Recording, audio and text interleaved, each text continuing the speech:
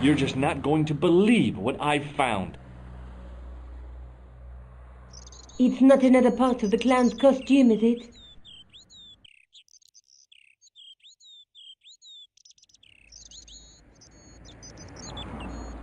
It's a medieval manuscript.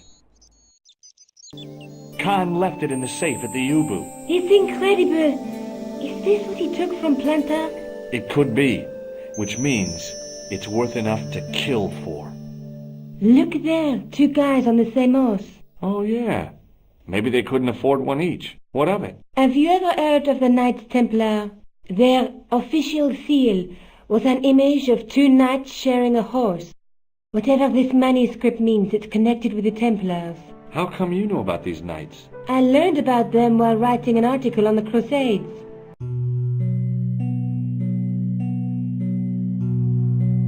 This guy, named Hughes de Payen, arrived one day at the court of King of Jerusalem. He offered to protect the Christian pilgrims from the displaced Muslim armies. The king would be able to guarantee safe transit to Christians in the Holy Land.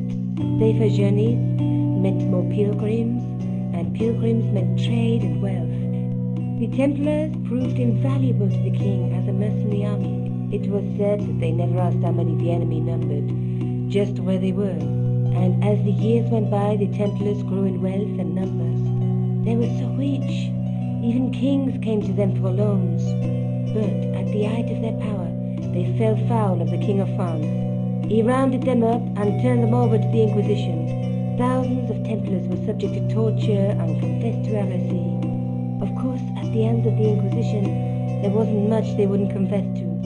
The last Grand Master Jacques de Molay was burned alive. But the treasure of the Knights Templar was never found.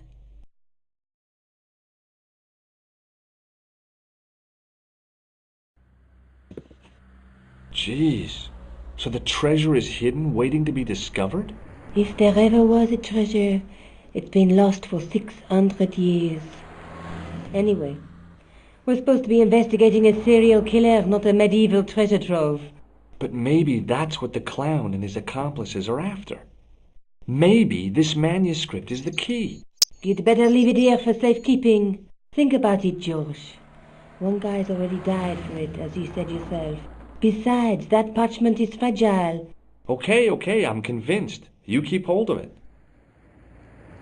Did I show you this tissue? Yes, George. I asked you to get rid of it. I found Plantar's briefcase in the killer's hotel room. It was empty, of course. I found this in the killer's room. What is it, a credit card? ID, Thomas Merlin, of the Gruber Electronics Corporation. Never heard of him or the company. Are you sure you've never heard of Thomas Merlin? Positive. I found this matchbook in the killer's hotel room. It's from the Club Alamut. Never heard of it. Is there anything written inside it? No, what were you expecting? If this was a movie, there'd be a clue, a name or an address. That's no use. There aren't even any matches in it. Oh well, I'll keep it as a souvenir. Let's take another look at the manuscript. Look there, two guys on the same horse. A knight with a crystal ball. Now, there's something written on the scroll beside the knight. Yes, but it's written in Latin. Per disciplinam mea lux videbis. By my teachings, you will see the light. You speak Latin? Where did you learn a trick like that? A trick? I studied law, okay? I can read Latin. My, you're touchy. Tell me that again. There's a woman looking at her reflection in a mirror, but the reflection has 3 hideous faces. She reminds me of the wicked queen in Snow White. She was the one who said, "Mirror, mirror on the wall," wasn't she? She made me cry so much when I was a kid. Mom carried me out of the movie theater. She didn't frighten me in the least. Like I said, I was only a kid. I didn't like the crocodile in Peter Pan either. There's a guy working on a loom. He's weaving a carpet or a tapestry. Or a duvet cover. It's a clue to a place, I reckon. Somewhere famed for weaving and ships. Where folk live in barrels? It beats copper boxes. There's a guy with a sword and a bull. The only mythological bull I know of is the Minotaur, but he was only half bull. I don't think I'd like to be half a bull, even if it was the bottom half. What's that object between them? It looks like a gem on top of a tripod. Let's face it, we need help, George. Someone who knows about these things. Who do you suggest? Indiana Jones? I know a guy who specializes in medieval studies. His name is Lobino. Huh. Some stuffy old fossil who gets horny over ancient relics, I suppose. Far from it. Andre isn't the stereotypical professor you have in mind. Where can I find this Lobino guy? At the Krone Museum. I'll give you the address. Do you have a boyfriend? Not anymore. There was someone. A guy in my final year, but it didn't work out. Neither did my degree. I'm sorry. I'm not. Tell me more about your family. When I was a little girl, I used to spend the winter with my grandfather and grandma. They were the best times, warm and safe in their tiny cottage. My grandfather rolled cigarettes while grandma made hot chocolate and cakes. One day, he stopped his scrolling. He put the lid back on his tobacco jar and took me in his arms. I laughed and wriggled, but he hushed me to be silent. With his unshaven chin all scratchy in my ear, he told me his secret. What did he say? He said, I don't smoke, but she likes to think I do. What a weird old man. Don't call my grandfather weird. He was the nicest guy ever. I wish I was back in that cottage instead of this crummy apartment in this noisy city. Hey, Nico, shake hands with me. No chance, Buster. I have to go. Okay. Don't forget to look for Lobino at the Krone Museum.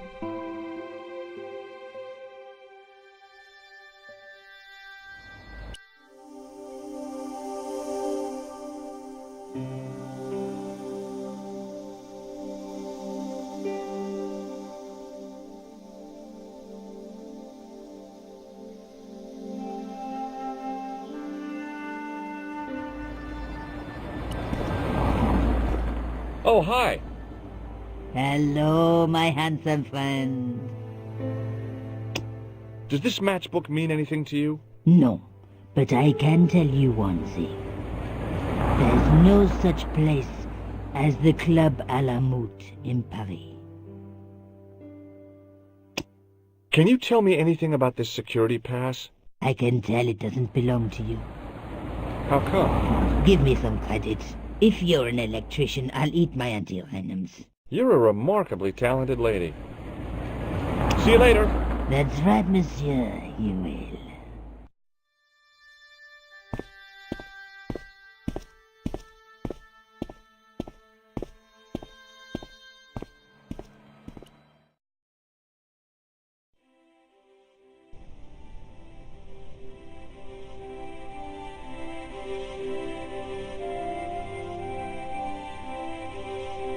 Excuse me.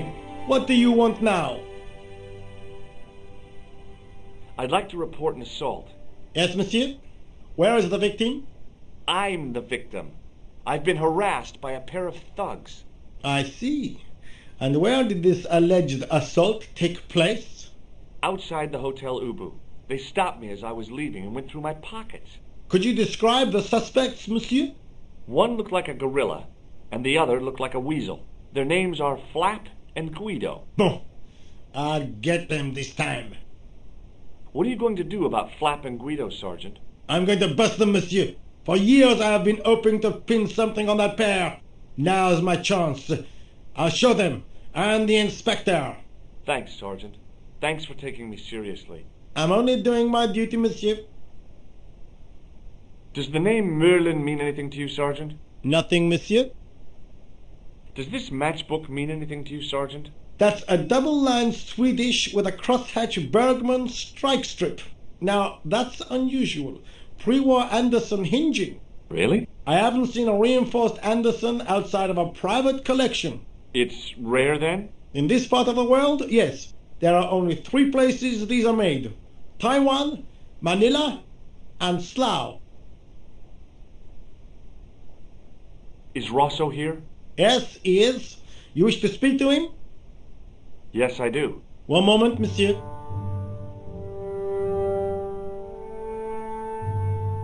It's Stobart, monsieur. He insists on talking to you again. Thank you, Moo.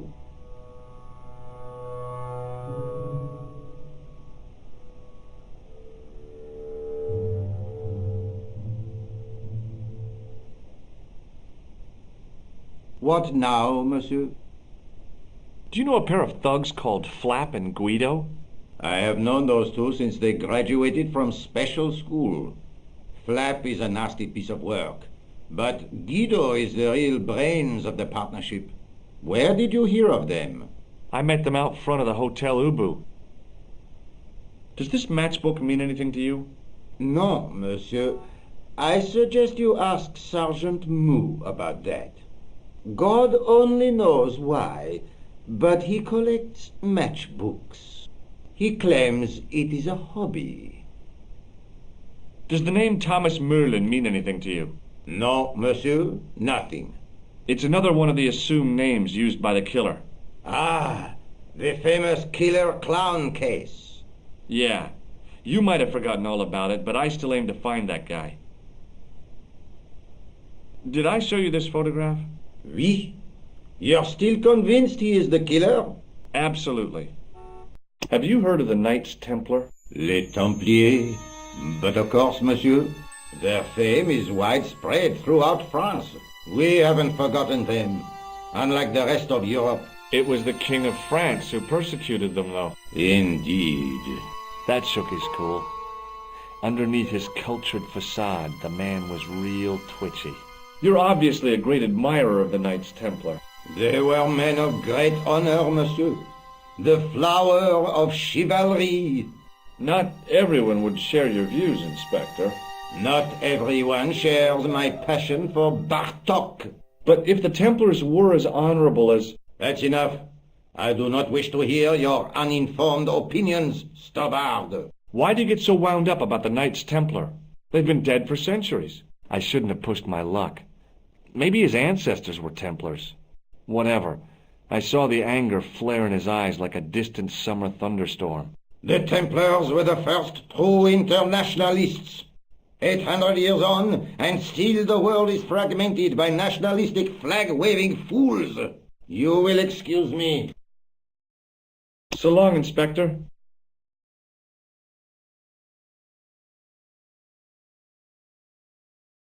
See you later, Sergeant.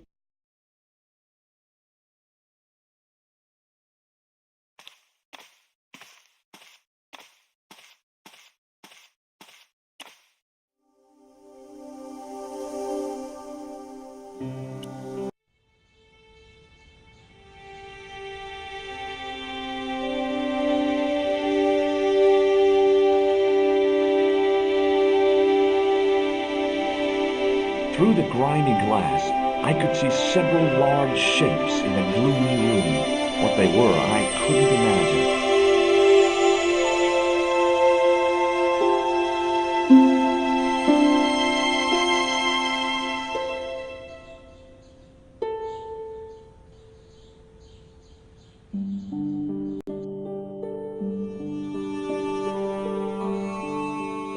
It was a statue from ancient Egypt. Those old civilizations sure could teach us a few things about art and beauty. The statue didn't deserve to be mauled by a Philistine like me. The case contained some fragments of pottery. They looked to me like broken flower pots. Above them, a sign read, L'Age Paléolithique. The case contained 2 rows of silver coins. Each coin on the lower row showed a portrait of a guy with a huge nose. I tried to raise the glass cover of the case, but it didn't budge. I looked down at a collection of tools with wooden handles and tarnished metal blades. There were knives, chisels, and spikes fanned out in a semicircle. I guess there's always been a need for home improvement. I tried to sneak my hand inside while the guard wasn't looking, but the case was locked.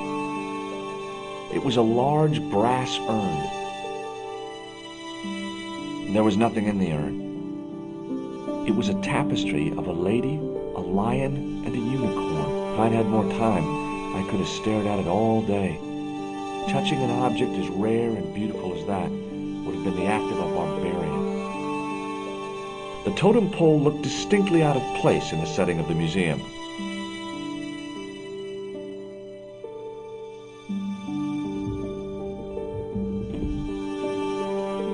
Watch out! You'll have that done on top of us!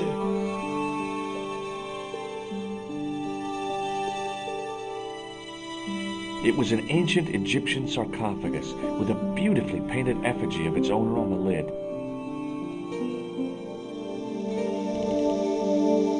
Leave it alone. That closet is over 3,000 years old. Closet?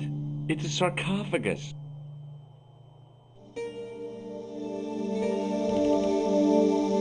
Don't even think of climbing in there, monsieur. You'll be suffocated.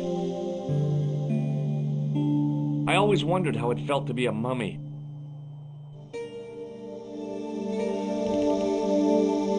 Do you have a fetish about closets, monsieur? I just love the smell of mothballs, I guess.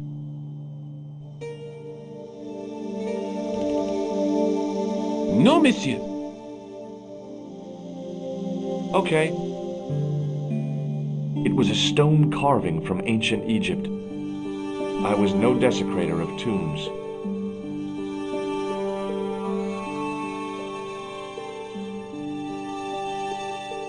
High above me was a window.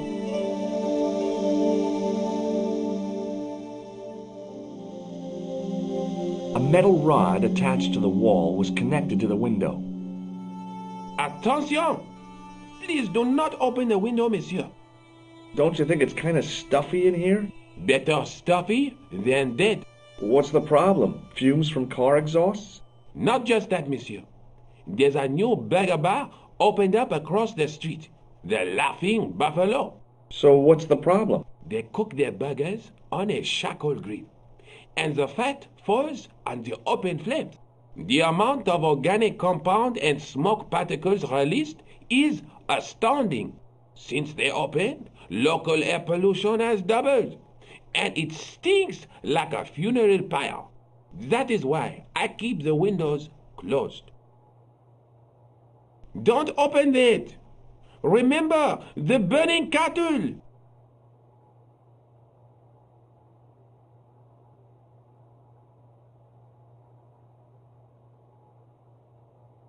The attendant had an air of self-importance and a kind of steely eyes that never seemed to blink. The rod turned smoothly, and the window above me opened.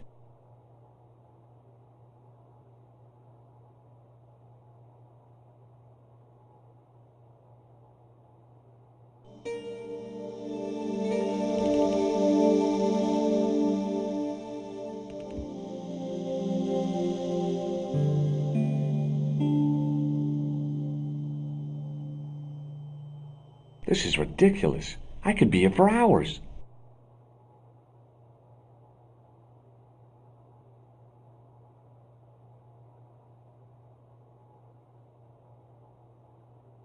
In the case was a spindly tripod, blackened with age and pitted with rust.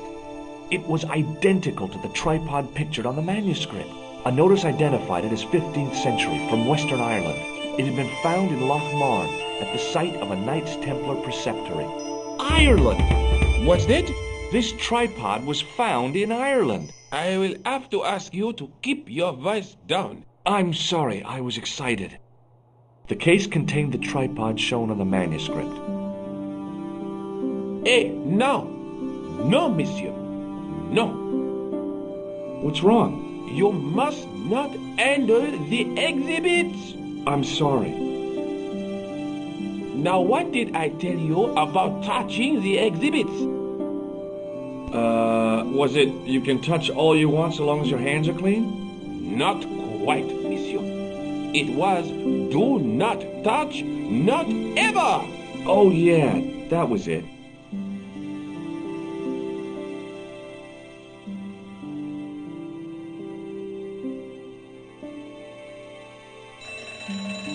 As I reached toward the display case, a shrill piping filled the air. I froze, then tried to get myself together and act nonchalantly. No, monsieur. No. No. Okay. Pardon me. Oui, monsieur? Are you Lobineau? Oh, no. Fancy you mistaking me for him. No. I am the deputy custodian. But Lobineau does work here. Work? I wouldn't go so far as to call it that. He studies here most days, but as you can see for yourself, not today. Do you know anything about medieval manuscripts? Not me, monsieur. I am no scholar, though people often mistake me for one. It is the uniform, I guess. They see the clothes. They are impressed. And they ask you to park their cars? They ask me to park the... No. They assume I am an authority on the exhibits in my care. Whereas you know next to nothing about history. Of course not. All I am saying is I am no scholar, not like Monsieur Lobineau. What can you tell me about the collection of coins? A rare example of silver coinage from the reign of Philippe le Bel. That little old lay buried for centuries in a field on the outskirts of Paris. They're unique. Nothing like them has been found anywhere else in Europe. Who was Philippe le Bel? You don't know? Philippe IV, the King of France. Wasn't he the guy who wiped out the Knights Templar? I have no idea, monsieur. All I know is he was King of France. I don't even know why he was called Philippe le Bel. Do you know anything about the Knights of the Temple? No, sir. Not a sausage. What can you tell me about the collection of pottery? Those are remains of pots used by the original inhabitants of Paris. The Paris pot people. When did they move out? 15,000 years ago, monsieur. Vanished in the mists of time. Didn't even have time to pack up their pots. I thought the original inhabitants of Paris were a tribe known as the Parisi. That is right, monsieur. Renowned for their pots. You see, in those days, people didn't have much in the way of possessions. A few flints, some animal skins, maybe the odd bone or two. Naturally, when the Parisi came along with their pots, why, everybody wanted one. I guess they must have caused a kind of consumer frenzy. Ah oui, they cornered the market, cleaned up. You don't know the first thing about those pots, do you? No, monsieur. What does this tool mean to you? That belongs in a museum. Pardon? It is a priceless historical artifact, if I am not mistaken. No, it's a plain old tool for lifting drain covers. What do you make of this tissue? It is absolutely disgusting, monsieur. Have you ever heard of the Club Alamut? Oh no, I don't frequent places like that. Can you give me any further information about the tripod? Certainly, monsieur. It's infamous. That tripod, that belonged to John Dee. What's the importance of John Dee's tripod? Dee was the most famous escapologist of the 16th century, the Houdini of his time. Don't you mean alchemist? Escapologists use ropes, chains, and handcuffs, not tripods. Well, whatever he was, that is the tripod he used in his experiments. What kind of experiments did John Dee perform with his tripod? Oh, the usual. Didn't you study chemistry at school? Yeah, but we skipped over thaumatology. Can I take a closer look at the tripod? What? Get it out of the case? Ah, no! That tripod is protected by a sophisticated surveillance system. How sophisticated? A painfully loud alarm bell. How is the alarm bell triggered? By the slightest pressure on or movement of any part of the case wherein that tripod is situated. It strikes me that to call your alarm system sophisticated is, well, stretching the truth a little. It has never failed yet. The sophistication is in its simplicity. The sign on the tripod says it was found at a Templar preceptory. It does? Yeah. It doesn't mention John D. at all. Most remiss. You don't know anything about the tripod, do you? No, I don't. I never had much of a start in life, you see. I owe what little education I gained to my uncle. He was an optician, but he also doubled as the village school teacher. He taught me the alphabet. Wait, 19 letters of it.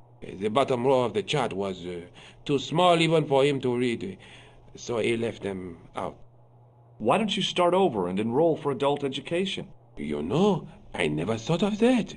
Do you think if I studied hard and did all my homework, I could be a professor of history?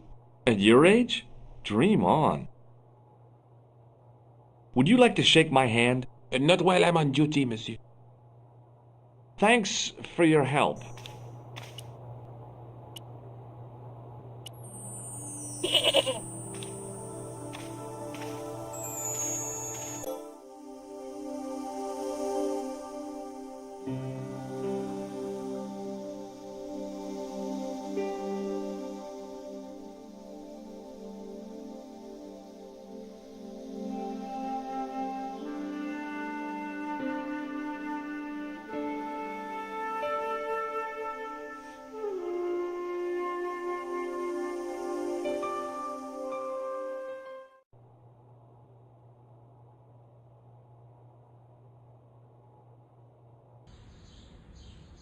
The tripod was definitely the one on the manuscript. The Templar connection confirmed it. I was tempted to go to Ireland and check it out.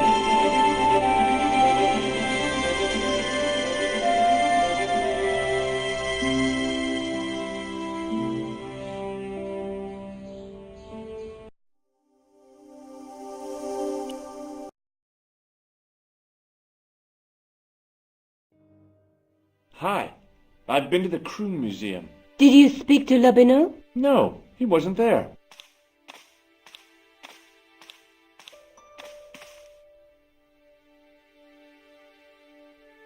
Have you found out any more about the murders? Well, it may be nothing, but both the clown's victims visited Paris earlier this year. When? The second week of July. They were both here at the same time. Did they meet? I don't know, but I can't imagine it was coincidence. I found the tripod. Where? In the museum. It belonged to the Templars. It was dug up in Ireland at a place called Loch Marn. I have heard of Loch Marn. I read an article about the castle. Take a look for yourself. A popular gossip magazine. You read that rubbish? No, I write it. Professor Nigel Pegram, excavating the medieval castle at Loch Marn. That's strange. What? He resigned his chair at Durham University in order to devote his time to the excavation. Not only that, but he canceled the filming of a fourth series of his popular television program. This site at Loch Marn must be awful important to him. He's a professor of history. They're all cuckoo. All the same, I'd like to talk to this Professor Pegram. How do you feel about a trip to Ireland? Disappointed. Huh? That I won't be going. I want to follow up the Belota case. If you really think Pegram's dam is important, why don't you visit Loch Marn? On my own? I'm not so sure about that. Where is Ireland exactly? What do you know about Professor Pegram? I've seen a television program, Pegram's Past. He's written a book, The Crusader Families of Ireland. I'll bet he'd be interested in the manuscript. I'll see you later. Okay. Keep me informed if you find anything new.